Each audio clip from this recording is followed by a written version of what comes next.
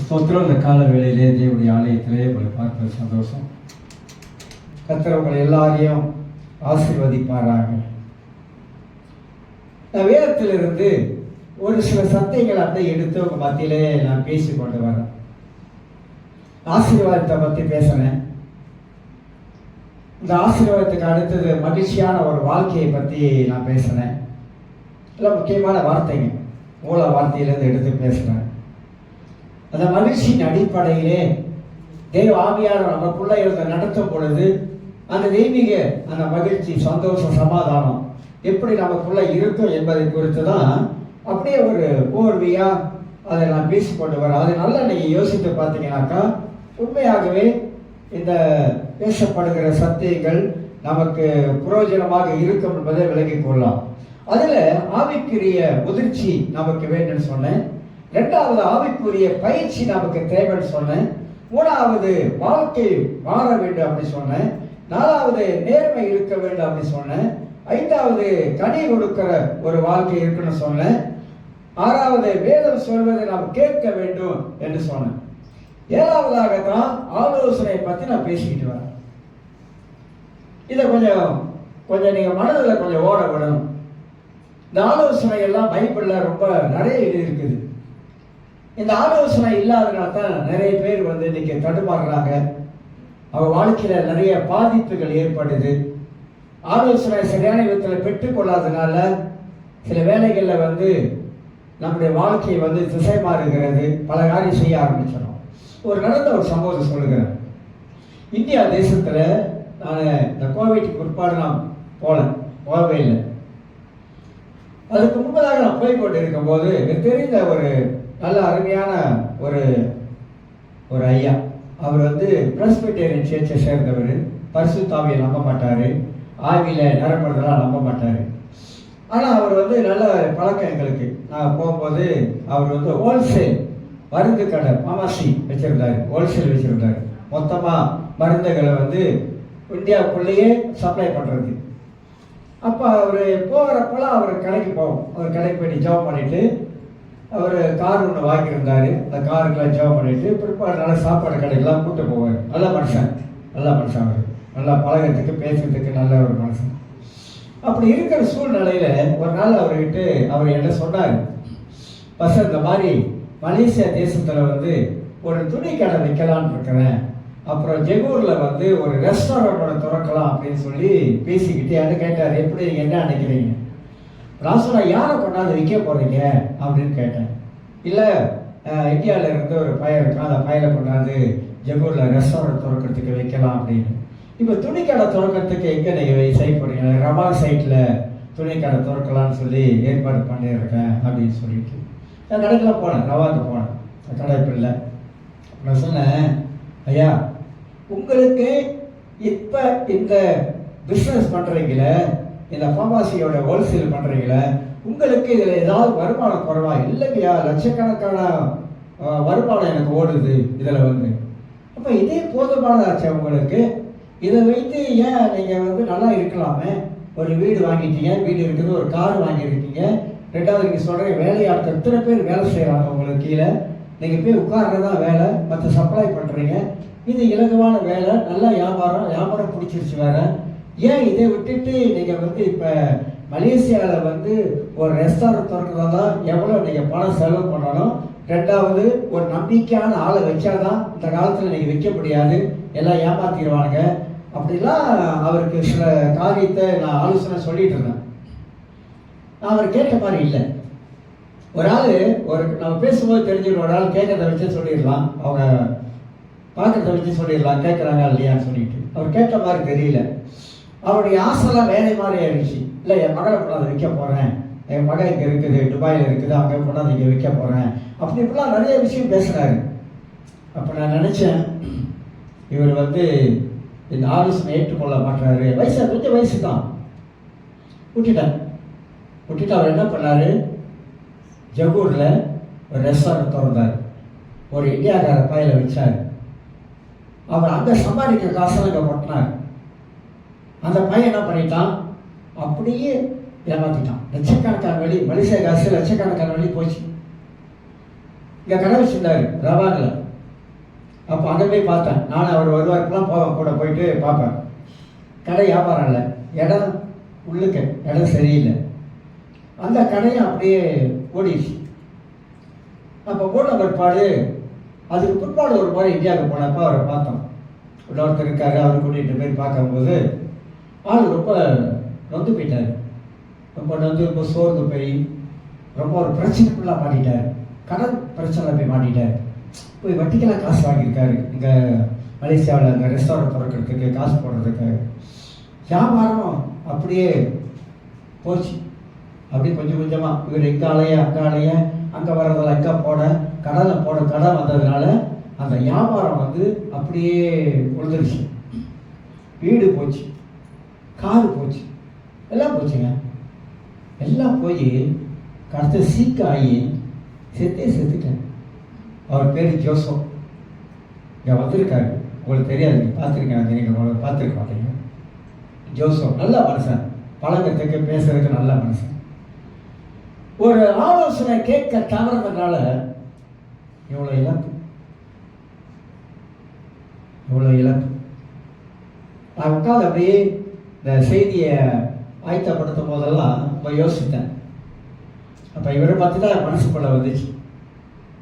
அன்னைக்கு இந்த வார்த்தையை கேட்டிருந்தாருனாக்கா இன்னைக்கு அவருக்கு இந்த இழப்பு வந்திருக்காது, வீடு போயிருக்காது, காடு போயிருக்காது, கடங்கார தொல்லை அவருக்கு வந்திருக்காது, கடைசியாக உயிரே போயிடுச்சு. அதனால என்ன சொல்ல வரேன்னா, ஆலோசனை என்பது ரொம்ப ரொம்ப முக்கியமானது. ஏதோ ஒரு காரியத்துக்கு ஆசைப்பட்டு நம்ம கால் வைக்கும் பொழுதுதான் பிரச்சனை போய் மாட்டேங்குது. இருக்கிறது போதும் அப்படின்னு நினைச்சமாக்கா அழகா வாழலாம். ஆண்டவரே எனக்கு இருக்கிறது போதும், ஆண்டவரே இந்த ஒரு நல்ல வாழ்க்கையை தந்திருக்கீங்க, நல்ல ஒரு வருமானத்தை தந்திருக்கீங்க, நல்ல ஒரு குடும்பத்தை தந்திருக்கீங்க, நல்ல பிள்ளைகளை தந்திருக்கீங்க, சந்தோஷமா இருக்கேன், மகிழ்ச்சியா இருக்கேன், இது போதும் ஆண்டவரே அப்படின்னு நம்ம நினைக்கும் பொழுதுதான் அங்க தேவன் இருக்கிறார். அதை விட்டுட்டு நம்ம இன்னொரு படியை தாண்ட நினைக்கிறது தெரியுமா? அப்படி நினைக்கும் போதுதான் நமக்கு சில பிரச்சனைகள் வாழ்க்கையில சந்திக்கக்கூடியதா இருக்கும் என்பதை நாம் அறிந்து கொள்கிறோம். ஆகினால்தான் எனக்கு அருமையானவர்களே, ஆலோசனை என்பது நமக்கு ரொம்ப ரொம்ப அவசியமான ஒரு காரியமாக இருப்பதை நாம் உணர்ந்து கொள்ள வேண்டும். இதிலிருந்து இன்னும் சில காரியங்களை எடுத்து நான் சொல்லவிருக்கிறேன். அக்கித்தப்போட மனுஷனை பற்றி பேசவிருக்கிறேன். சிலருடைய மனித வாழ்க்கையில நடந்த சில காரியங்களை பற்றி சொல்வதற்கு முன்பதாக சில காரியங்களை உங்க மத்தியிலே இந்த ஆலோசனையாக வைத்து விட்டு போகலாம் என்று நான் எண்ணுகிறேன். அதாவது 3-4 காரியங்களை நான் சொல்லுகிறேன். துன்மார்க்குடைய ஆலோசனையின்படி நடவாதவன், அப்படிதான் எடுக்கிறேன். துன்மார்க்கனுடைய ஆலோசனை நம்ம நினைக்க கூடாது. துன்மார்க்கன் என்று சொல்லும் பொழுது வெளியில இருக்கிற துன்மார்க்கன், பொல்லாதவன், கெட்டவன் அப்படின்னு நினைச்சிடக்கூடாது. துன்மார்க்கன் என்று சொல்லும் பொழுது ரட்சிக்கப்பட்டும் ஆலோசனையை சொல்லுகிற ஆட்கள் இருக்காங்க, ரட்சிக்கப்பட்டும் சரியில்லாத ஆலோசனை கொடுக்கிற ஆட்களும் இருக்காங்க. அதையும் நம்ம நல்லா யோசித்து செயல்பட வேண்டியது அவசியமா இருக்குது. முதலாவதாக அறிவை ஏற்றுக்கொள்ளும் பொழுது, ஒரு மனுஷன் சொல்லக்கூடிய ஒரு காரியத்தை அறிவை ஏற்றுக்கொள்ளும் ஒரு மனப்பான்மை அந்த மனுஷனுக்குள்ளாக இருக்கும்போது முடிவுகளை எடுக்கும் முன் அவசரப்படக்கூடாது, சிந்திக்கணும். நல்லா பாருங்க, சொல்ற திருப்பியும். அறிவை ஏற்றுக்கொள்ளும் மனப்பான்மை. ஒருத்தர் பேசுறோம், அறிவு வேலை செய்யுது, மனுஷனுக்குள்ள இருக்கிற அறிவு வேலை செய்யுது. எல்லாருக்கும் அறிவு இருக்குது, எல்லாம் அறிவோடு சிந்திக்கிறோம், அறிவோடு யோசிக்கிறோம். இதெல்லாம் நம் வாழ்க்கையில காணப்படுகிறது. இப்படி அந்த மனப்பான்மை நமக்கு இருக்கும் பொழுது முடிவுகளை எடுப்பதற்கு முன்பதாக அவசரப்படக்கூடாது. இன்னைக்கு அவசரப்படுவதனால தான் நமக்கு நிறைய சிக்கல்ல மாட்டிக்கணும். சிந்திக்க மாட்டோம். முக்கியமான காரியம் சிந்திக்க மாட்டோம்.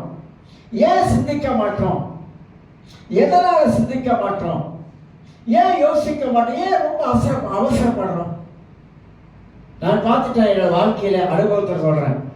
அவசரப்பட்டவர்கள் எல்லாம் வாழ்க்கையில நிறைய சரிவை கண்டுட்டாங்க, சரிஞ்சிட்டாங்க. அதிகமா அவசரப்பட்டவங்க, கால் வச்சவங்க ரொம்ப கஷ்டத்துல போயிட்டாங்க. ஏன்னா நமக்கு அந்த தமிழ் ஒரு பேர் வச்சாங்க தெரியுமா, அவசர கொடுக்க. பார்த்தீங்களா, அவசர கொடுக்க. சிலர் பாருங்க பேசிக்கிட்டே இருப்போம், அந்த பேசுறதுக்கு முன்பதாகவே இவங்க 10 பேசிடுவாங்க. அந்த பேசுகிற அந்த வார்த்தையை அமைதியா உட்கார்ந்து என்ன சொல்ல வராங்க அப்படின்னு கேட்க மாட்டாங்க. கேட்காம அவங்க 10 பேசிடுவாங்க. அப்படி இருக்கக்கூடாது, அவசரப்படக்கூடாது. வாழ்க்கையில, கிறிஸ்தவ வாழ்க்கையில அவசரப்பட்டோம் அப்படின்னாக்கா நான் வாழ்க்கையில எதுவுமே சரியா வரவே வராது. ஏன் நம்மளால பொறுமையா இருக்க முடியல? ஏன் பொறுத்து இருக்க முடியல? இங்கேருந்து ஏர்போர்ட்டுக்கு போகணும், 3 மணி நேரத்துக்கு முன்னுக்கு ஓடிடுறோம். ஏன் ஓடுறோம்? 3 மணி நேரத்துக்கு முன்னுக்கு அதை போய் செக்இன் பண்ணணும், பல காரி இருக்கு, லக்கேஜ் போடணும், அங்கே உட்காந்து இருக்கணும், ஃப்ளைட் ஓடிடும், ஃப்ளைட் நிற்க மாட்டான், அவன் பறந்து போயிடும். 3 மணி நேரம் முன்னுக்கு போய் உட்காந்து காத்து இருக்கிறோம், பொறுமையா இருக்கிறோம். எவ்வளவு பொறுமையா இருக்க தெரியுமா? ரொம்ப பொறுமையா இருக்கலாம். அந்த இடத்துல எங்க ஏர்போர்ட்ல அவ்வளவு பொறுமையா இருக்கும். அதனால வாழ்க்கையில நம்ம பொறுமையை என்னைக்கு இழக்கிறோமோ வாழ்க்கையை இழக்கும். வாழ்க்கையை இழக்கிறோம், பல காரியத்தை இழக்க ஆரம்பிக்கிறோம். அதனால சொன்னாங்க, பொறுத்தவன் பூமி ஆழ்வான் அப்படின்வாங்க. அப்ப பொறுமை நம்மளால இருக்க முடியாதனால்தான் நிறைய விஷயங்கள் அவசரப்பட்டு செய்யணும். சில காரியங்கள் அவசரப்பட்டு பேசிட்டல அவசரப்பட்டு பேசிட்டல அப்புறம் யோசிப்போம், அவசரப்பட்டு பேசிட்டேன் அப்படின்னு.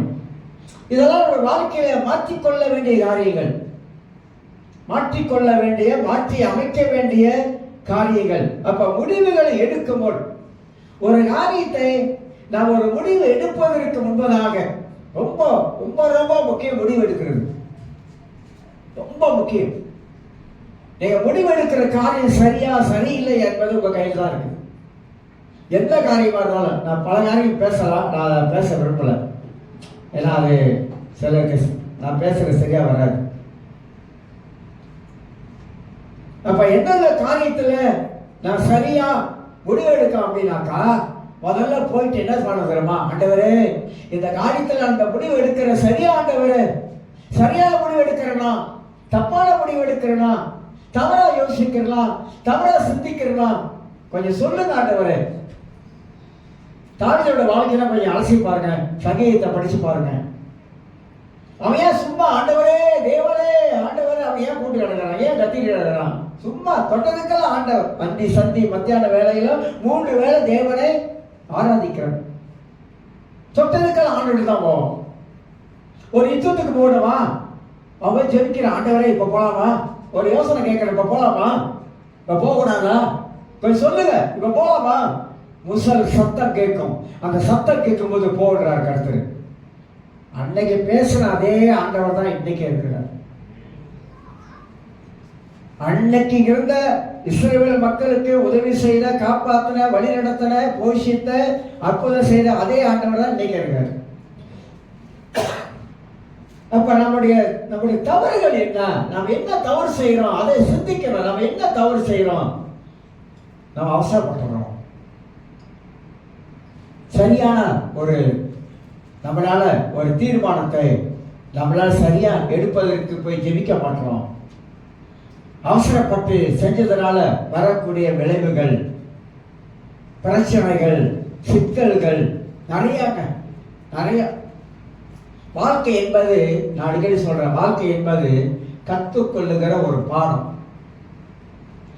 பல விதங்களில வாழ்க்கை நமக்கு கற்றுக் கொடுக்குது.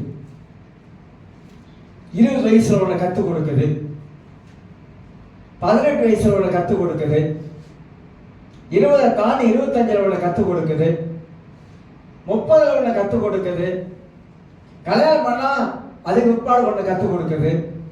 யோசிச்சு பாருங்க, நம்முடைய வாழ்க்கை பருவத்தை கொஞ்சம் கணக்கு பண்ணி பாருங்க. 15 வயசு உட்பாடு எப்படி இருந்தீங்க, என்ன செஞ்சீங்க, யாரு பேச்ச கேட்டீங்க, யாரு பேச்சும் கேட்கல.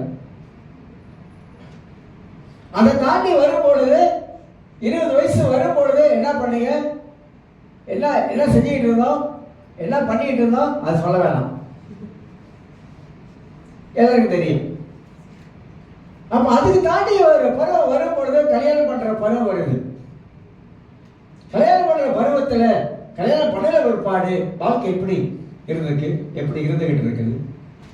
இப்ப வாழ்க்கை கலக்கட்டு பார்த்தா நாம வருகிற அந்த காலங்கள் அப்படியே போக போக போக என்ன நம்ம வாழ்க்கையில் செய்து என்னத்தை கத்துக்கிட்டோம், வாழ்க்கையில என்ன கத்துக்கிட்டோம்.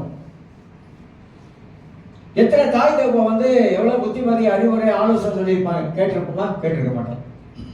கேட்காதனால என்ன பண்றோம், வாழ்க்கையில கேட்காதனால நிறைய பிரச்சனை சம்பாதிச்சு. அதுதான் ஆண்டவர் இன்னைக்கு நமக்கு சொல்லிக் கொடுக்கிறார், கற்றுக் கொடுக்கிறார். அறிவை ஏற்றுக்கொள்ளும் மனப்பான்மையை முடிவுகளை எடுக்கும் போது அவசரப்படாமல் சிந்திக்கணும். நமக்கு ஆண்டவர் வந்து தேவன் அறிகிற அறிவு ஒன்று இருக்குது. மனிதன் இந்த உலக ரீதியிலே அவன் படிப்பு ரீதியிலே மற்ற காரியங்கள் அவனுக்குள்ளாக சுய அறிவு ஒன்று இருக்குது. தேவன் அறிகிற அறிவு ஒன்று நமக்குள்ளாக இயற்கையாவே மனிதனுக்கு அறிவுன்னு ஒன்று இருக்குது. பகுத்தறிவுன்னு சொல்றோம். பகுத்தறிவுனா என்னது? ஒரு காரியத்தை சரியா பகுத்து அறிஞ்சு கொள்ளக்கூடிய அறிவு. அப்பனா என்ன நினைக்கிற, இது வந்து ஒரு கடைக்கு போறோம், அங்க உட்காரணும், ஒரு ஃப்ரெண்டு வரான், கூட்டாளி வரான், அவன் வந்து நாட்சி அப்படின்னு சொல்ற மேஜரோட வைக்கிறான். உனக்கு உன் ஃப்ரெண்டு கொண்டாந்து வச்சுட்டான். நம்முடைய அறிவு என்ன சொல்லுது? கடவுளை அறிகிற அறிவு உள்ள இருக்கிறதுனால எது நம்ம தொடக்கூடாது அப்படின்னா அது பேசுது. அப்ப என்ன சொல்றோம்? எனக்கு தேத்தாரே உன்னை கொண்டாந்து வை அப்படின்றோம். தீமையை நம்மளால அறிய முடியுது, நன்மையை நம்மளால பார்க்க முடியுது. அப்ப நன்மையும் தீமையும் இந்த அறிகிற அறிவுக்கு தெரியுது, எது நன்மை எது தீமை என்பதை மனிதனுக்குள்ள இருக்கிற அறிவு நம்ம பிரிச்சு காட்டுது. இதுல தீர்மானம் எடுப்பது யார் கையில்னா நம்ம கையில இருக்குது. இது சரியானதை தீர்மானம் எடுக்கிறோமா, இது செய்வது சரியா அப்படின்பது நாம தான் வந்து தீர்மானத்தை எடுக்கிறோம், டிசிஷன் பண்றோம், முடிவு எடுக்கிறோம். அதனால எனக்கு அருமையானவர்களே நல்லா சொல்ற கேட்டுங்க, வாழ்க்கை என்பது அது சாதாரணமானதல்ல, வாழ்க்கை ஒரு உயர்வானது. அது பாட்டு படித்தோம், ஒரு பாட்டு. இந்த பாட்டோட வரியோடைய அர்த்தத்தை நீங்கள் கவனிச்சிக்கலாம். நாளை இப்போதும் ஒரு பாடலை படித்தாங்கன்னா இந்த பாட்டை வந்து அந்த வரிகளை உணர்ந்து படிப்பேன். வரிகள், இந்த பாட்டோட வரி, இந்த பாட்டோட வரி என்ன சொல்லுது, என்ன பேசுது, அதை உணர்ந்து படிப்பேன். அதுதான் அதை நம்ம இதயத்தில் போய் டச் பண்ணும், இதயத்துக்குள்ளா போகும். மண்ட அறிவில் படிக்கக்கூடாது. பாட்டை வந்து மண்ட அறிவில் எல்லாரும் படிக்கிறாங்களா, நானும் சேர்ந்து படிக்கிறேன் அப்படின்னு மண்ட அறிவில் படிச்சமாக்கா தேவ பிரசனத்தை உணர முடியாது. உண்மையா சொல்றேன், தேவ பிரசனத்தை நீங்க பார்க்க முடியாது.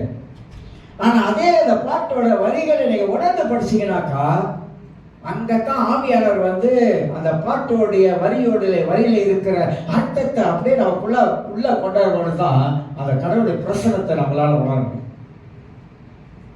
அதுதான் வர்ஷிப் என்பது நீங்க நினைக்கிற மாதிரிலாம் வர்ஷிப் இல்லை. வர்ஷிப் என்பது என்னன்னு நமக்கு அதனால்தான் ஆவியோடு உண்மையோடும் தொழுது கொள்ளுதல் என்பது எந்த அடிப்படையில் அது சொல்லப்படுது அப்படின்னு தெரிஞ்சுக்கிட்டாக்கா ஆராதனை வந்து அந்த அளவுல நம்ம வந்து ஆராதிக்க முடியும் கடவுளை, அந்த அளவு கடவுளை ஆராதிக்க முடியும். நான் முன்னாடி சொல்றேன், ஆராதனையில் நம்ம கண்ணில் தண்ணி வரணுங்க. ஏன் சொல்றதுங்க, அழுதுகிட்டு தான் ஆராதிக்கிறோம் பாச இல்லை, நான் அதை சொல்ல. கடவுளை கொண்டாட நேரத்தில் கொண்டாடணும், கடவுளை கொண்டாடுற நேரத்தில் கை தட்டி சந்தோஷமா மகிழ்ச்சியா கொண்டாடுறோம், அது கொண்டாட்டம். ஆனா அந்த கொண்டாட்டமான பாட்டை கடவுளை ஆராதிக்கிறதுக்கு வருது பார்த்தீங்களா? இந்த ஆராதனை பாட்டுக்கும் கொண்டாட்டத்துக்கும் வித்தியாசம் இருக்குது. கொண்டாட்டம் என்பது கையை தட்டி மனதுக்குள்ளாக ஒரு சந்தோஷத்தை உண்டாக்கி செய்யணும். ஆனா ஆராதனை என்பது ஆண்டவர் யாரா இருக்கிறார் என்பதை உணர்ந்து அந்த ஆராதனை பாட்டை ஏறெடுக்கிறாங்கள, தெய்வமே இயேசு. ஆராதனை விறுவிறுப்பா படிக்கிறது ஆராதனை பாட்டு இல்ல, அது வந்து கொண்டாட்ட பாட்டு. ஆனா அதை அப்படியே நிறுத்தி அதை அப்படியே மெதுவாக கொண்டாந்து படிக்கிறாங்க, அது ஆராதனை பாட்டு.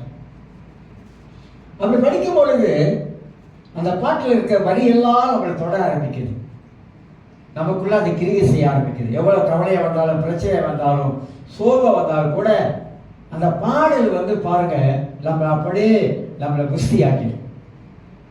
ஒரு ஒரு பலத்தை கொடுக்கும், ஒரு ஆறுதலை கொடுக்கும், ஒரு மன நிம்மதியை கொடுக்கும்.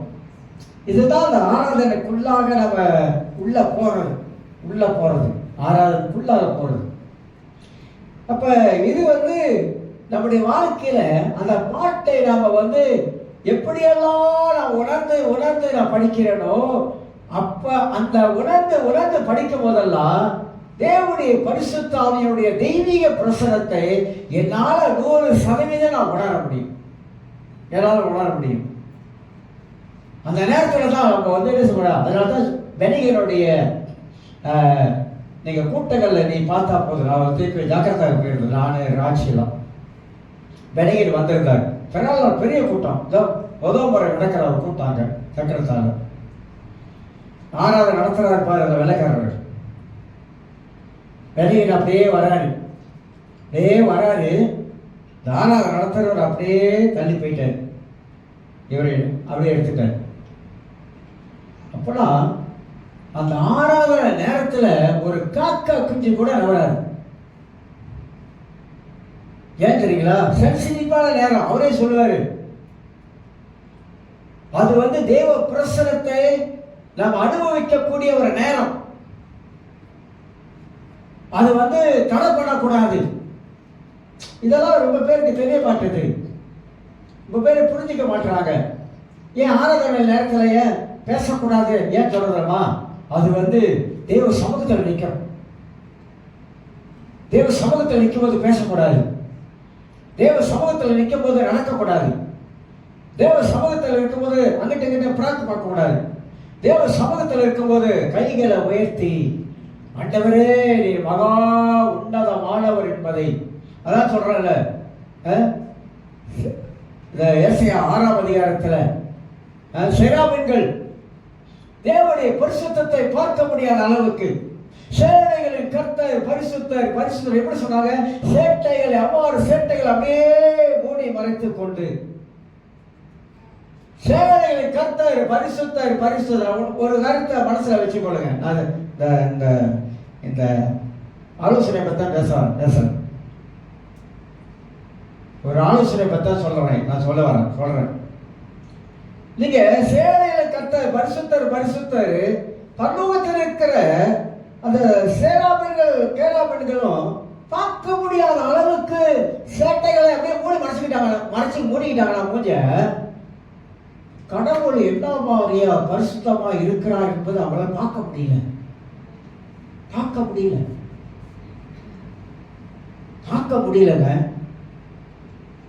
பார்க்க முடியாத நிலையில தான் மூடிக்கிட்டு சேனைகளின் கர்த்தர் பரிசுத்தர் பரிசுத்தர் பரிசுத்தர் பரிசுத்தர்.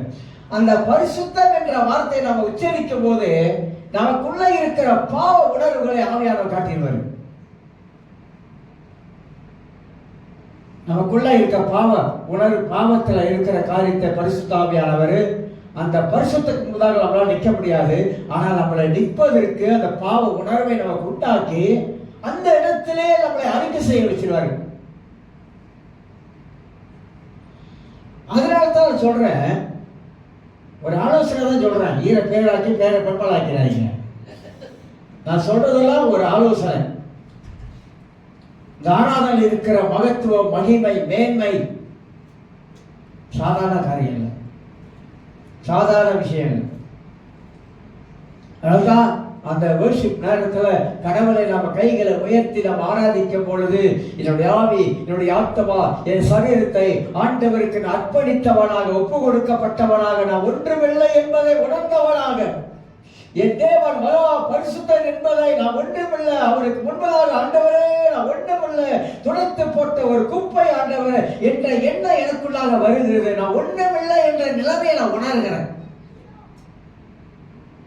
நான் ஒண்ணுமே இல்லை ஆண்டவர் அப்படி உணர்கிறேன். அதுதான் அந்த தெய்வீக வழி நடத்துதலை நாம் பெற்றுக்கொள்கிறோம். நம்ம ஆவியில தெய்வீக வழி நடத்துதல் நமக்குள்ளாக வர ஆரம்பிக்கிறது. அப்ப இந்த அறிவு நமக்குள்ள இருக்குதுன்ற இந்த அறிவு நமக்குள்ள இருக்குது. ஆனால் அந்த நேரத்தில் நம்ம இப்படி இருக்கக்கூடாது என்ற அறிவு நமக்கு இருக்குது. இன்னொன்னு சொல்றேன்,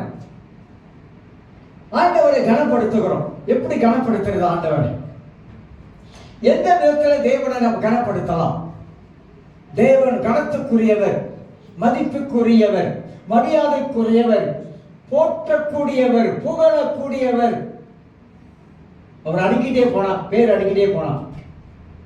போற்றக்கூடியவர், புகழக்கூடியவர், எவ்வளவுக்கும் அவர் தகுதி பெற்றவர் தேவன். ஒரு மனிதனுக்கு கொடுக்கிற ஒரு மரியாதையை விட தேவனுக்கு எவ்வளவா நாம் கொடுக்க வேண்டும் என்பதை நாட்டில் ஒரு பிரதமர் இருக்காரு. எந்த நாட்டுக்கு போனாலும் இங்க இருந்து அங்க போனா சிவப்பு காப்பீடு போட்டுறாங்க. ஏன்? அவரை மரியாதை, மனுஷனுக்கு ஒரு மரியாதை. இப்ப நம்ம சர்ச்சுக்குள்ள பிரதமர் வட்டாரு வராங்க வச்சுட்டு எல்லாம் இது பண்றோம். என்ன ஆயுத்தம், எவ்வளவு வேலை செய்யறமா இல்லையா? சொல்றேன், எவ்வளவு வேலை, எவ்வளவு ஆயுத்தம், எவ்வளவு செக்யூரிட்டி கார்டு பண்றோம், எவ்வளவு அங்க நிப்பாட்டுற, அங்க நிப்பாட்டுற, அப்படி நிப்பாட்டுற, எல்லாம் செய்யறோம் ஒரு சாதாரண மனுஷனுக்கு. ஏன்னா அவர் கனப்படுத்துறோம், ஏதாவது நடந்துடக்கூடாது அப்படின்ட்டு. ஆனா பரலோகத்தில் இருக்கிற ராஜாதி ராஜா சிங்காசனத்தில் வீற்றிருக்கிறவர், அதை சீக்கிரத்தில் மீண்டுமாக இந்த பூமியை வந்து ஆளுகை செய்யக்கூடியவர், வரப்போகிறவர். சபை காத்திருக்குது, மணவாளன் வரும்பொழுது வருகைக்காக மணவாட்டி காத்திருக்குது. எப்போ வருவார், எப்போ வருவார், எப்போ வருவார் காத்திருக்குது, ஏக்கத்துல காத்திருக்குது. தேவி தவிக்குது, வரமாட்டாரா வரமாட்டாரா. மணவாட்டி சபை கூட்டிக் கொண்டு போவதற்கு வரமாட்டாரா, காத்து கொண்டு இருக்கிறது. அந்த தேவனை நாம எப்படியெல்லாம் கனப்படுத்தணும், எவ்வளவா கனப்படுத்தணும், எவ்வளவா தேவனுக்கு நாம நன்றி சொல்லணும், மரியாதை செலுத்தணும். அடிக்கடி என் மனசுல ஒரே ஒரு நினைச்சுக்கணும், ஆண்டவரே என்னை உயிரா வச்சிருக்கீங்க, என்னை விட சின்ன வயசுல உள்ளவங்க போயிட்டாங்க, என்னை வச்சிருக்கீங்க, என் கூட்டாளிலாம் போயிட்டான், என் கூட படித்தவங்க கூட போயிட்டாங்க. 2 வாரத்தை முன்னாடி நெருங்கிய ஃப்ரெண்டு தான், ஒரே செட்டில் இறந்துட்டான், என்னோட சின்னவன். ஊழியத்தில் வச்சிருக்கீங்க, ஊழியத்தில் என்னோட சின்னவங்களாம் கூட இறந்துட்டாங்க, போயிட்டாங்க. இல்லை, கோவிட்டில் போயிட்டாங்க, மற்ற இதெல்லாம் போயிட்டாங்க. நான் அதை நினைப்பேன், அதை அடிக்கடி நினைப்பேன். ஏன் நினைக்கிறேன்னா, ஆண்டவரே ஜீவனை கொடுத்து உயிரா வச்சிருக்கீங்க, நன்றி ஆண்டவரே. நன்றி சொல்லணுங்க, கடவுளுக்கு நாம் நன்றி சொல்லணும். அப்ப அவருக்கு நாம் கனத்தை கொடுக்கிறோம், மரியாதை கொடுக்கிறோம், அவரை மேம்படுத்துறோம். அவர் பரிசுத்தத்துக்கு முன்பதாக நாம் நிற்க முடியாது என்பதை உணர்கிறோம். இதுதான் நமக்குள்ளாக இருக்கிற அந்த அறிவின் ரீதியை வெளிப்படுத்தி காட்டுகிறது. அப்ப அப்படி இருக்கும் பொழுது அவசரப்படலாமா? அவசரப்பட்டு முடிவெடுக்கலாமா? அவசரப்பட்டு ஒரு காரியத்தில் இறங்கலாமா? ஏன் சில வேளைகள்ல நாம இதெல்லாம் செய்ய தவறி விடுகிறோம்? எதனால செய்ய தவறி விடுகிறோம்? நல்ல ஆலோசனை இல்லை, நல்ல ஆலோசனை பெற்றுக்கொள்ளல. அதனால்தான் வாழ்க்கையில இவ்வளவு பெரிய சிக்கல்கள் ஏற்படுகிறது.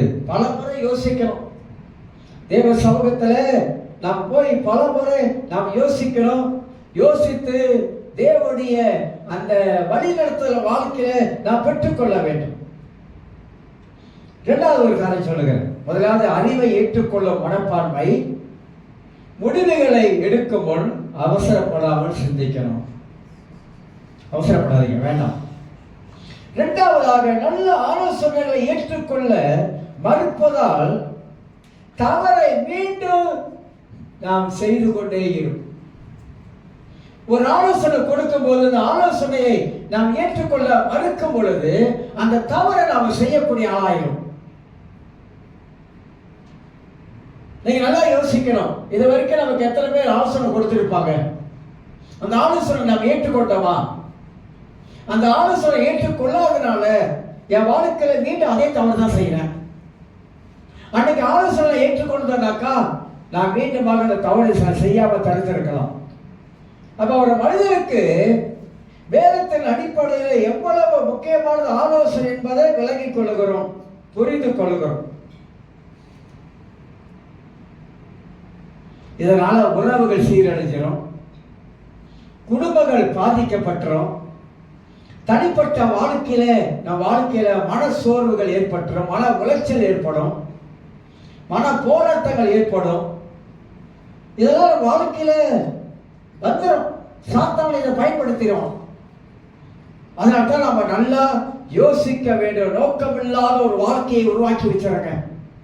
வாழ்க்கையில ஒரு நோக்கம் இல்லாம போயிடும். வாழ்க்கையில நம்ம போக வேண்டிய இலக்கை அடையாமலே போயிடும். ஒரு சின்ன தவறு நம்ம 10 வருஷம் பின்னால கொண்டு விட்டுரும். 10 வருஷத்துக்கு நம்ம பின்னால ஏன் வருதுன்னா முன்னுக்கு போயிருக்கலாம். ஆனா அந்த சின்ன ஒரு ஆலோசனை கேட்காதனால நம்மளை கொண்டு பின்னால தள்ளிடுச்சு. பின்னால உட்கார்ந்துட்டோம், பின்னால ஆயிட்டோம். அப்ப மனித வாழ்க்கையிலே காணப்படுகிற காரியத்தை நாம் புரிந்து கொள்கிறோம். 1 ராஜாக்கள் புஸ்தகத்துல 1 ராஜாக்கள் பேசினா மணிதான் ஓடுது பாருங்க, அவ்வளவு வேகத்துல. 1 ராஜாக்கள் எல்லாருக்கும் தெரிந்த பகுதி, ஏற்கனவே வாசித்திருக்கோம். ஒருத்தன் அறிவாளி, ஞானம் உள்ளவன், புத்தி உள்ளவன். ஆனா அவன் எதுல கெட்டு போனான் பாருங்க. எதுல கெட்டு போனான், எதுல விழுந்து போனான், எதுல அவன் வாழ்க்கை வீணா போனது, எதுல அவனோட ராஜ்யபாரமே கெட்டு போனது. இதெல்லாம் பைபிள் நமக்கு அற்புதமான ஒரு காரியங்களை கற்றுக் கொடுக்குது. 1 ராஜாக்கள் புஸ்தகத்துல 1 வசனம் 1 வாசிக்கிறேன். 1லேருந்து 4 வசனத்தை வாசித்து பார்த்தீங்கன்னா, ராஜாவான சாலமோன் பார்வோனின் குமாரத்தியை நேசித்ததும் அல்லாமல் ஓபியரும் அம்மோனியரும் ஏதோமியரும் சீதோனியரும் ஏத்தியரும் ஆகிய அந்நிய ஜாதியரான அநேக ஸ்திரீகள் மேலே ஆசை வைத்தான்.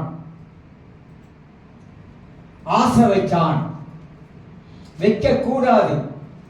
ஆண்டவர் அவனுக்கு 2 முறை தரிசனத்திலே அவனுக்கு புத்திமதி சொன்னாரு, எச்சரித்தாரு. அந்த புத்திமதியை கேட்கல, எச்சரிப்பை கேட்கல, தள்ளி விட்டுட்டான். தள்ளி விட்டதனால வந்த விளைவு என்ன? பைபிள் நமக்கு ரொம்ப அழகான ஆவிக்குரிய பாடங்களை சொல்லிக் கொடுக்குது. கேட்கணும், படிச்சாதே நம்ம புரிஞ்சுக்கணும். இதனால அவரோட வாழ்க்கையில வந்த நஷ்டங்கள், ராஜ்யபாரம் 2ஆ பிரிஞ்சிருச்சு.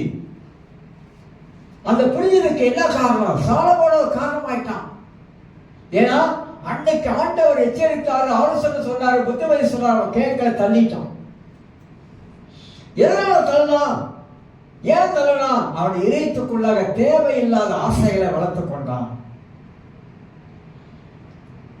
நமக்கு ஒரே ஒரு ஆசை தான் இருக்கணும்.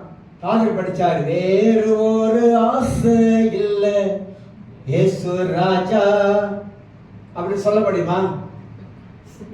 உண்மை தவிர அப்படின்னாரு. வேற ஆசை இல்லை, வேற ஆசை இருக்கக்கூடாது. அவர்தான் நமக்கு ஆசையா இருக்கணும். ஆசை என்பது மனிதனுக்கு இயற்கையா வரக்கூடியது. இல்லைன்னு சொல்ல, சாப்பிட்றதுக்கு இன்னைக்கு சாப்பிடலாம் ஒரு ஆசையா இருக்கு, அதே நான் சொல்ல வரல. சாப்பிடலாம். எனக்கு இன்னும் தெரியல, எனக்கு ஆட்டு இறைச்சி நல்லா பிரட்டி சாப்பிட போல ஆசையா இருக்கு, சாப்பிடுங்க, நல்லா சாப்பிடுங்க. அது வேற, அந்த ஆசைலாம் வேற. சில சொல்லுவாங்க, இல்லை இந்த உடுப்பு நான் போடலான்னு ஆசையா இருக்கு, போடுங்க, நல்லது, போட்டுங்க, தப்பு கிடையாது. அது இயற்கையா வருகிற ஆசை. அந்த ஆசைலாம் பத்தி நான் பேச வரல.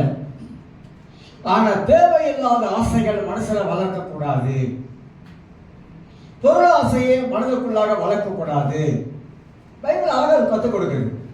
அது நம்ம கீழே தள்ளிடும்.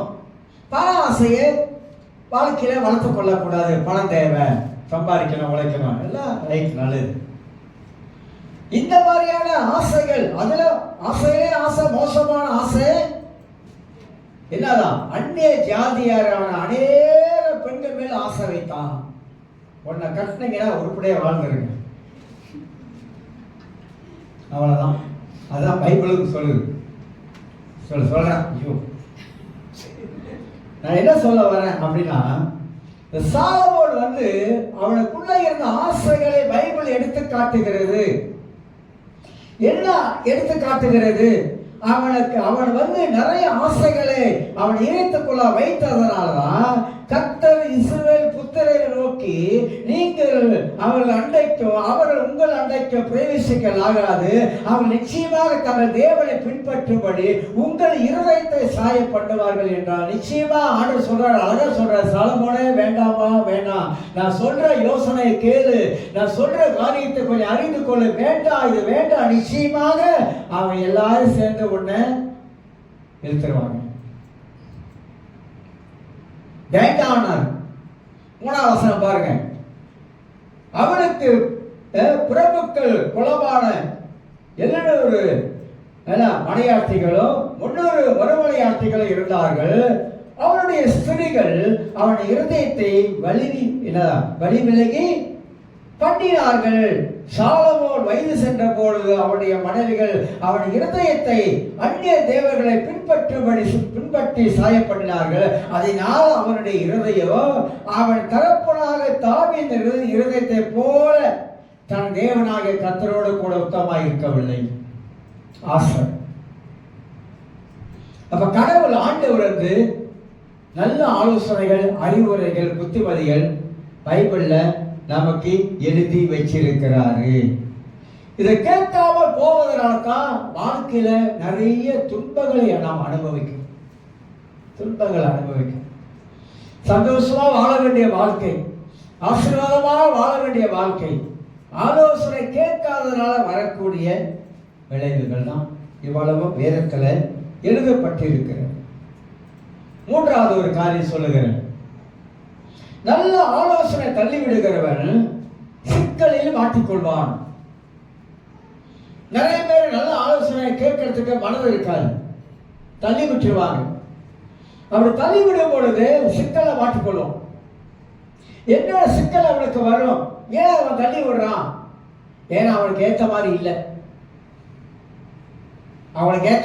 அது அவங்களுடைய எண்ணங்கள், அவங்க சிந்தனைகள், நோக்கங்கள் வேறு விதமா இருக்குது. நாம் அதை வந்து வேறு விதமா சொல்ல ஆரம்பிக்கும் போது அவங்களால ஏற்றுக்க முடியாதனால அந்த ஆலோசனை தள்ளி விட்டுறாங்க. தள்ளி விடுகிறதுனால வரக்கூடிய பலன் என்ன, விளைவுகள் என்ன? நான் வாழ்க்கையில நஷ்டங்கள், கஷ்டங்கள், இதெல்லாம் வாழ்க்கையில அனுபவிக்கக்கூடியவர்களாக நாம் மாற்றிக்கொள்வோம். 4வது ஒரு காரியம் சொல்லுகிறேன். ஒரு மனித வாழ்க்கையை மாற்ற ஒரு வார்த்தை போதும். ஒரே ஒரு வார்த்தை போதும் ஒரு மனுஷனுடைய வாழ்க்கையை மாற்ற. ஏன் ஒரு வார்த்தை போதும்? அந்த ஒரு வார்த்தை ஒரு மனிதனுடைய வாழ்க்கையில மாற்றப்படும் என்றால் அது தேவனுடைய வார்த்தை தான். கடவுளுடைய வார்த்தை தான் நமக்கு ஆலோசனையாக வேதக்கலை எழுதப்பட்டிருக்கிறது. தேவனுடைய வார்த்தை தான் ஒரு மனிதனுக்கு அறிவுரையாக எழுதப்பட்டிருக்கிறது. தேவனுடைய வார்த்தை தான் ஒரு மனிதனுக்கு புத்திமதிகளை சொல்லக்கூடிய வார்த்தையாக எழுதப்பட்டிருக்கிறது. அப்ப பைபிள்ல எழுதப்பட்டிருக்கிற இந்த வார்த்தைகளை படித்தாலே நமக்கு அதிலிருந்து நிறைய அறிவுரை, ஆலோசனை எல்லாம் நாம் பெற்றுக்கொள்வதற்கு பரிசுத்த ஆவியானவர் நமக்கு உதவி செய்கிறார். படிக்கிறவன் சிந்திக்கணும், சிந்திக்கிறவன் யோசிக்கணும், யோசிக்கிறவன் முடிவெடுக்கணும், முடிவெடுக்கிறவன் சரியான முடிவா தவறான முடிவா என்பது அவன் கையில் இருக்கு. நாம சிந்திக்கிறதெல்லாம் யோசிக்கிறதல்ல, பட்டின முடிவெடுக்கிறோம். எந்த காரியமா இருந்தாலும் சரிதான், பட்டின முடிவெடுக்காதீங்க, தவறா போயிடும்.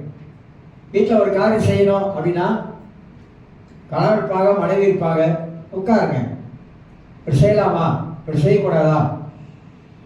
பக்கத்து வீட்டுக்காரன் அவன் புது காடி வாங்கிட்டான். இப்ப வீட்டில் வந்து புருஷக்காரர் சொல்றாரு, மனைவி வீட்டில் சொல்றாரு, பக்கத்தில் ஒரு புது காடி வந்துருச்சு, நம்ம எவ்வளோ நாளைக்கு இந்த பழைய காடியை பாவிக்கிறது? நாம் என்ன பண்ணோம்?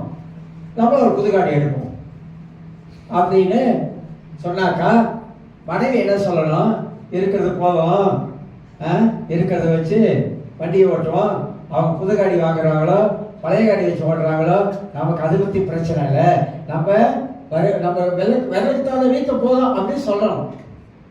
ஒரு நடந்த சம்பவத்தோட சொல்லி முடிக்கிறேன். நடந்தது, நான் எல்லாம் நடந்ததான் சொல்லுவேன். ஒரு சிஸ்டர் வந்து கேட்டாங்க என்கிட்ட, யாருன்னு போய் யோசிப்பாங்க, நீ யோசிப்பீங்க யாரா இருக்கும். சொன்னாங்க, பஸ்ஸு காடி போய் மாற்றலான் இருக்கோம் அப்படின்னாங்க. எல்லா காடி வாங்க போறீங்க? இல்லை புதுசாக அந்த புரோட்டோன் சகா வந்துருக்க புதுசாக அதை வாங்கலாம் அப்படின்னு. இல்லை என்ன காடி பாய்க்கிறீங்க? இப்போ வீரா காடி பாய்க்கிறோம். இப்போ யோசிப்பீங்க, யாருக்கு நம்ம சேர்த்து வீரா காடி பாய்க்கிறா அப்படின்னு யோசிப்பீங்க. அப்போ என்கிட்ட வந்து ஐடியா யோசனை கேட்குறாங்க. நான் சொன்னேன், நான் அவங்ககிட்ட உட்கார வச்சு 2 பேர்த்த உட்கார வச்சு, இப்போ வீட்டுக்காருக்கு எவ்வளோ சம்பளம்னு கேட்டேன். 2000 வெள்ளி சம்பளம். 2000 பிள்ளை படிக்குதா? படிக்குது. ஓகே, இந்த 2000 வெள்ளி சம்பளத்தில் ஒரு புது காடி நீங்கள் வாங்கினீங்கன்னாக்கா மாதம் ஒரு 500 வெள்ளி கட்டுவீங்க. ஓகே, 500 வெள்ளி கட்டுவீங்க. வீட்டுக்கார 2000 வெள்ளி சம்பளம் ஈஃபியை பெட்டி எல்லாம் ஒரு 1800 வெள்ளி கிடைக்கும். 500 வெள்ளி காடிக்கு போயிடுச்சு வச்சுங்களா. மிச்சம் எவ்வளோ இருக்கு கையில்? 1500 வெள்ளி இருக்கும். 1400 வெள்ளி இப்படி தான் இருக்கும். ஈஃபி எவ்வளோ வெட்டி கழிச்சாங்க அவ்வளோதான் இருக்கும். அப்போ மாதம் குடும்பத்துக்கு எவ்வளோ செலவு எடுப்பீங்க? இதெல்லாம் பேசுவேன். நாங்கள் வந்து பேசுவேன், கேட்க விட்டு பேசுவேன். அப்போ எல்லாம் கழிச்சு பார்த்தா இவ்வளோதான் பஸ் இருக்கும். முடியுமா? வருஷம் முடிஞ்சா ரோட்டெக்ஸ் இன்சூரன்ஸு 1000 வெள்ளிக்கு மேலே விற்கணும். முடியுமா? யோசிச்சுட்டு ஒரு வாரம் சென்று சொன்னாங்க, பஸ்ஸை வேணாம், பஸ்ஸு காடி வாங்கல பஸ். ஏன் அதை சொல்கிறோம் தெரியுமா? ஏன்னா சொன்ன ஆலோசனை ஏற்றுக்கிட்டாங்க.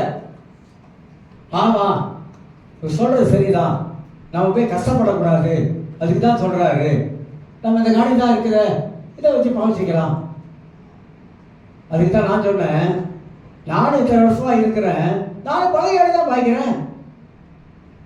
எவ்வளோ சொன்னாங்க, மாற்றுங்க காடி மாற்றுங்க, காடி மாற்றுங்க, காடி மாற்றுங்க அப்படின்னு சொன்னாங்க. ஆனால் எனக்கு சிந்திக்கிற அறிவு இருக்கு, யோசிக்கிற தன்மை இருக்குது. காடி எவ்வளோ வாங்கிட்டாங்க, மாதம் 9 வருஷத்துக்கு. அதுக்கிட்ட ஐயா நீங்கள் உங்களை வாங்க வேணாம்னு சொல்லலைங்க, இந்த மாதிரி ஒரு ஆலோசனை கொடுத்தாங்க. என்னால் வருமானம் இவ்வளோ இருக்குது, இந்த வருமானம் இவ்வளோ இருக்கிறதுனால நாம் ஏன் ஒரு சிக்கலை மாட்டிக்கணும்? இப்போ நான் பழைய தான் பாய்க்கிறேன், கூலிக்கு போகிறேன், சுகப்பட்டாணி போகிறேன், ஜகூர் பாருக்கு போகிறேன், ஓடிக்கிட்டு தான் இருக்கிறேன். ஆனால் அழகாக மெயின்டைன் பண்ணி வச்சுக்கிட்டேன், பிரச்சனை இல்லை. இப்போ எனக்கு மாதம் காசு கட்டணுன்ற கவலையே இல்லை, ரிப்பேர் மட்டும் பார்த்துக்கலாம், அவ்வளோதான். அப்போ இந்த காரியத்தை அவங்க சொன்னால அந்த ஆலோசனை ஏற்றுக்கொண்டாங்க. ஒரு வாரம் சென்று சொல்கிறாங்க, இல்லை பஸ் எனக்கு காடி வேணாம், இருக்கிறத வச்சு பார்த்துக்கிறோம். பீஸ்ஃபுல் ஆகிட்டாங்களா? ஒரு நிம்மதி ஆகிடுமா? அப்போ இந்த மாதிரி வந்து கேட்கும் பொழுதுதான் நம்ம வந்து சொல்ல முடியும். இன்னொரு காரியம் சொல்லி முடிக்கிறேன். ஒரு பையன் வந்தான், எல்லாம் பார்க்குறீங்க, எல்லாம் நடந்தது. ஒரு பையன் வந்து பஸ் நான் வீடு வாங்க போகிறேன் பஸ் அப்படின்னா, ஓ சந்தோஷம், ஐயோ வேறு மாதிரி நினைக்காதீங்க, சொல்கிறேன், நடந்தது சொல்கிறேன், ஒரு யோசனைக்காக சொல்கிறேன், உங்கள் விருப்பம். அப்போ நான் சொன்னேன், எவ்வளோ வீடு? 3,50,000 வெள்ளி பஸ் அப்படின்னா. பரவாயில்லைங்க, வாங்கலாம் தான், நல்ல வீடு, தர வீடு, 1,50,000 வெள்ளி. உன்னோட சம்பளம் எவ்வளோ அதை சொல்லு அப்படின்னு. என் சம்பளம் எவ்வளோ பஸ்? மனைவி வேலை செய்யல, மனைவி வேலை செய்யல. உன்னோட சம்பளம் எவ்வளவு? உன் சம்பளத்துக்கு முதல்ல லோடு கிடைக்குமா? அதே போல இல்லை, அப்படி இப்படி மக்கா பண்ணி கிக்கார் பண்ணி எப்படியே எடுத்துடலாம் அப்படின்னு. ஓ, மக்காரு கிக்கார்லாம் வேற இருக்குதா? சொல்றா பாருங்க, மக்கார் பண்ணி கிக்கார் பண்ணி எடுத்துடலாம். எடுத்துட்டா மாசம் எவ்வளவு கட்டுவ நீ? 3 லட்சத்துக்கு மாசம் எவ்வளவு கட்டுவ? எப்படி 2000 வெள்ளிக்கு மேல வரும். 2000 வெள்ளிக்கு மேல வந்து நீ காசு கட்டினாக்கா உன்னோட வருமானம் 4000 வெள்ளி, 2000 வெள்ளி வீட்டுக்கு போச்சுன்னா உன் குடும்ப செலவு பார்ப்பியா, உன் பிள்ளைகளை கவனிப்பியா, ஒரு கார் உனக்கு புது காடியை வாங்கி வச்சிருக்கிற, அதுக்கு காசு கட்டுவியா? கசை வீடு வாங்கலாம் நினைக்கிறீங்களா? வீடு வாங்கல.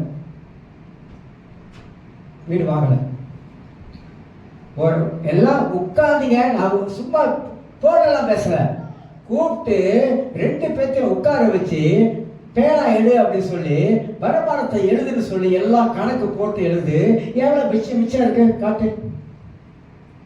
முடியுமா? வாங்க. நான் என்ன சொல்றேன், கண்மூடி தலைமை கால வைக்கக்கூடாதுன்னு சொல்ல.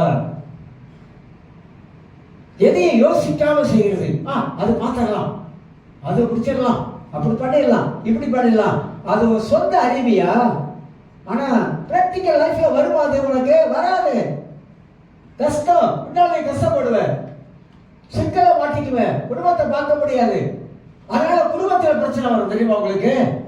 குடும்பத்துல பிரச்சனையா இருங்க, கணவன் மனைவிக்குள்ள பிரச்சனையா இருங்க. நான் அப்பயே சொன்ன கேட்டீங்களா அப்படின்னுவாங்க, வேண்டான்னு சொன்ன கேட்டீங்களா அப்படின்னுவாங்க. இதனால பிரச்சனை எங்க வருது?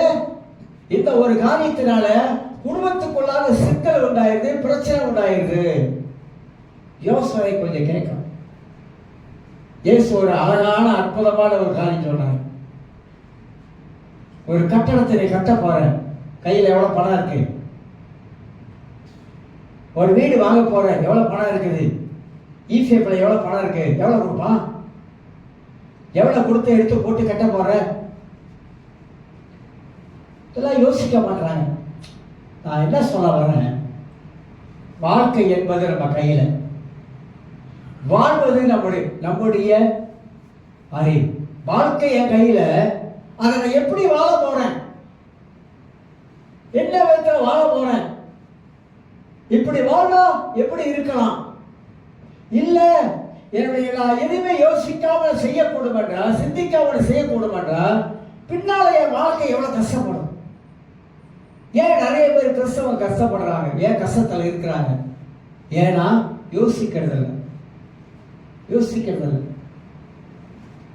யோசிக்காம செய்யறதுனால பார்த்துக்கலாம், அப்படி பார்த்துக்கலாம், இப்படி புரட்டிக்கலாம். அது ஒரு பலரும் சொல்றாங்க, அப்படி புரட்டி இவ்வளவு நான் புரட்டுவேன், நான் புரட்டு, நான் இப்படி புரட்டிடுவேன், நான் புரட்டு, நான் அப்படி பார்த்துருவேன், நான் இப்படி பார்த்துருவேன், எனக்கு அந்த தரமெல்லாம் இருக்கு, இந்த தரமெல்லாம் இருக்கு அப்படின்னு சொல்றவங்கிட்ட நம்ம ஒண்ணுமே சொல்ல முடியாது. வாழ்க்கை என்பது வாழ்வதற்கு, வாழ்க்கை என்பது சிக்கல்ல மாட்டிக்கொள்றதுக்கு இல்லை. வாழ்க்கை என்பது யோசனை கேட்கறது, அறிவுரை கேட்கறது, புத்திமதியை கேட்கறது. இதுதான் வாழ்க்கையை அடங்கி இருக்குங்க. வாழ்க்கை என்பது ஒரு சக்கரம். வாழ்க்கை நாட் ஈஸி அப்படின்வாங்கல்ல, வாழ்க்கை அது ரொம்ப சிம்பிளான காரியம் இல்லை. வாழ்க்கை அப்படி இல்லை. ஆண்டவர் வாழ்க்கைக்கு ஒரு நோக்கத்தை வச்சிருக்கிறார். வாழ்க்கையில இப்படிதான் இந்த உலகத்துல வாழ வேண்டும் என்ற ஒரு நோக்கத்தை வச்சிருக்கிறார். அதனாலதான் ஆண்டவர் இந்த உலகத்துல இருந்து நம்மளை பிரித்தெடுத்தாரு, பிரிச்சிட்டாரு. பிரித்தெடுக்கப்பட்ட ஒரு கூட்டம், நம்ம பிரித்தெடுத்தாரு. பிரித்தெடுக்கப்பட்ட ஜனத்துக்கு அறிவுரை சொல்றாரு, புத்திமதி சொல்றாரு, ஆலோசனை கொடுக்கிறாரு, எல்லாமே ஆண்டவர் கொடுக்கிறாரு. இதை விட மேலான ஒரு காரியம் எங்க இருந்து நம்ம கிடைக்கும்? எங்கேயுமே கிடைக்காது. கேட்பதும் கேட்காமல் இருப்பதும் நம்ம கையில் இருக்கு. நான் உன்னை கேட்கிறேன், நான் கேட்கறதுனால நன்மையை பெற்றுக் கொள்கிறேன், கேட்டதுனால தான். நான் கேட்காம போகக்கூடும் என்றால் அதுல எந்த நன்மையினாலும் பெற முடியாது, உடனே பெற முடியாது. உங்களுக்கு மட்டும் இல்ல, எனக்கு கூட சில பேர் சொல்லுவாங்க தான், சில ஊழியக்காரங்க இருக்காங்க பெரியவங்க, சிலர் சொல்லுவாங்க, நான் கேட்பேன், உட்காந்து எவ்வளவு பேசினாலும் அப்படியே உட்காந்து அசராம எதிர் பேச்சு பேசாம உட்கார்ந்து கேட்கிறாள். எனக்கு கேட்கறது பிடிக்கும். ஏன் கேட்கறது பிடிக்கும்னா, என்ன சொல்ல வராங்க, என்ன சொல்ல வராங்க, ஏன் சொல்றாங்க, எதுக்கு சொல்றாங்க, என்னுடைய நன்மைக்காக தான் சொல்றாங்க, என் பிரயோஜனத்துக்காக சொல்றாங்க. ஒரு முறை ஒரு பாஸ்டர், அவர் இங்க உள்ளவர் இல்லை, வெளிநாட்டில் உள்ளவர், அந்த வெளிநாட்டை சொன்னாக்கா அப்படி கண்டுபிடிச்சிருவீங்க. அவர் சொல்றாரு, சகாயா நான் சொல்றேன், கவனமா இருந்துக்கோ, கவனமா கேளு நான் சொல்றேன் அப்படின்னு ஒரு காரியத்தை எனக்கு சொன்னார் பாருங்க. உட்காந்து கேட்டேன், அப்பதான் எனக்கு விளங்கணிச்சு, புரிச்சு, இப்படியும் இருக்குதா ஒண்ணு அப்படின்னு. புரியுதுங்களா? நமக்கு நல்லா அட்வைஸ் பண்ற ஒரு ஆள் இருக்கணும், நமக்கு நல்ல ஒரு ஆலோசனை கொடுக்கிற ஆள் நமக்கு இருக்கணும். நமக்கு எல்லாம் தெரிஞ்ச ஞானி இல்லை, எவ்வளோ காரியம் நமக்கு தெரியாம இருக்குது. சில வேலைகள்ல சிலர் சொல்லுவாங்க, அதுல அனுபவப்பட்டவங்க சொல்லுவாங்க, அதுல நல்லா பலப்பட்டவங்க சொல்லுவாங்க, பண்பட்டவங்க சொல்லுவாங்க, பாதிக்கப்பட்டவங்க சொல்லுவாங்க. இப்படி இருந்துக்கோ, இப்படி இருந்துக்கோ, இப்படி இரு அப்படி சொல்லுவாங்க. அதை வந்து அலட்சியப்படுத்திட்டோம் அப்படின்னா ஃபினிஷ் முடிச்சு. ஆனால் அதை வந்து நம்ம கிரகித்து கேட்டுக்கொண்டு நம்முடைய அறிவுக்கு பயன்படுத்திக்கிட்ட வாழ்க்கை கடினம் ஆசீர்வாதமாக இருக்கும். அதனால இந்த கால வேளையில ஆலோசனை எல்லாருக்கும் அவசியமான ஒன்று. அது வேதத்தில் இருந்து ஆண்டவர் நமக்கு கொடுக்கிற இந்த ஆலோசனை மூலமாகத்தான் தெய்வீக மகிழ்ச்சியே இருக்கு.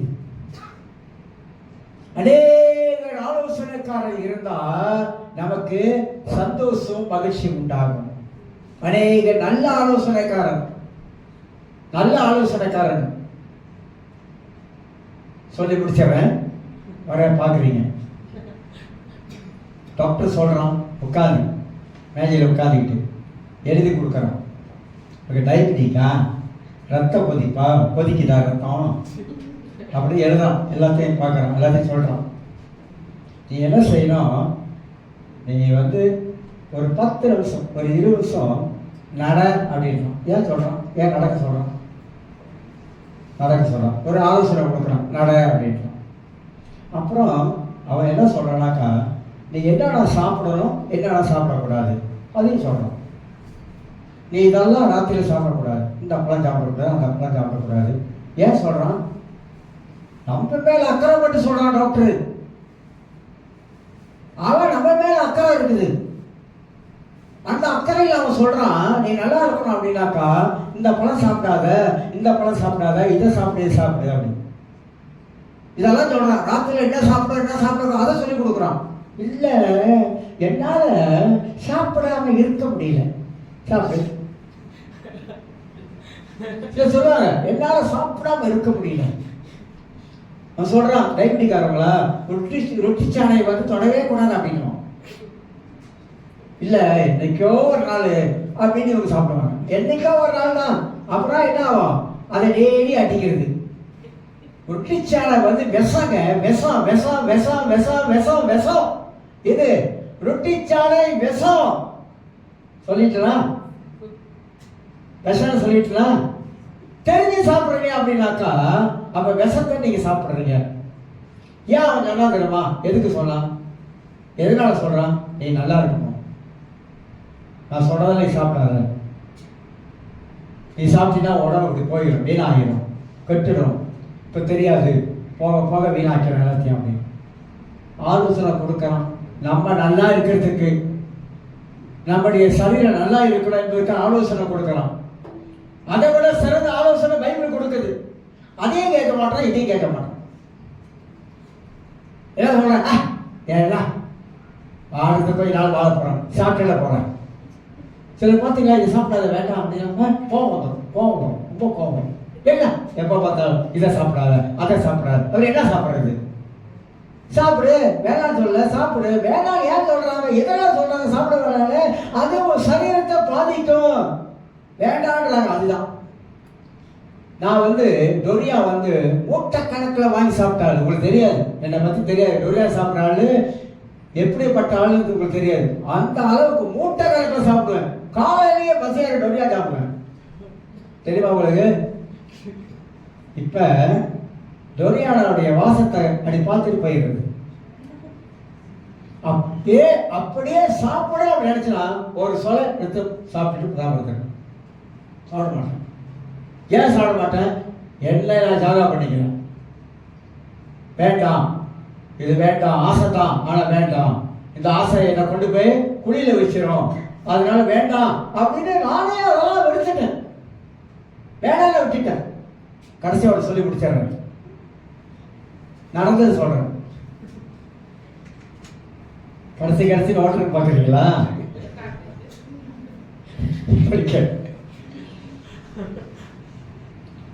நடிகர் எம்ஜிஆரை பத்தி எல்லாருக்கும் தெரியும். அவருக்கு மீன்னா ரொம்ப ஆசையம். மீன் வந்து ரொம்ப ஆசை. ஷூட்டிங்கு வந்து மீன் பிடிக்கிற மீனவர்கள் பக்கம் ஷூட்டிங் நடக்குது. அப்போ ஷூட்டிங்கில் இருக்க எல்லாம் நினச்சாங்களாம், இவருக்கு மீன் ரொம்ப விருப்பம், நிச்சயமாக மீனை சாப்பிடுவார், அதிகமாக சாப்பிடுவார். எம்ஜிஆர் ஒரு தீர்மானம் பண்ணாராம், எனக்கு மீன் ஆசை இருக்குது சாப்பிட்றதுக்கு நிறையா, இடத்துக்கு ஷூட்டிங் வந்திருக்கேன், நான் ஒரு தீர்மானம் எடுக்கிறேன். ஒரு மாசம் ஷூட்டிங் முடியும், ஒரு மாசம் பிடிக்கும். இந்த ஒரு மாசத்துக்கு ஒரு மீனை கூட தொட மாட்டேன் அப்படின்னு தீர்மானம் தான். அந்த ஒரு மாசம் ஷூட்டிங் முடிகிற வரைக்கும் மீன் சாப்பிடவே இல்லையா.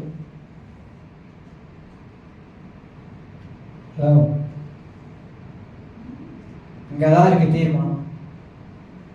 இது வேணும் இது வேண்டாம் என்பதை சரியா தீர்மானம் பண்ணிட்டா வாழ்க்கை நல்லா இருக்குங்க. எல்லாரும் எழுந்திருக்கலாம். நன்றி ஆண்டவரே.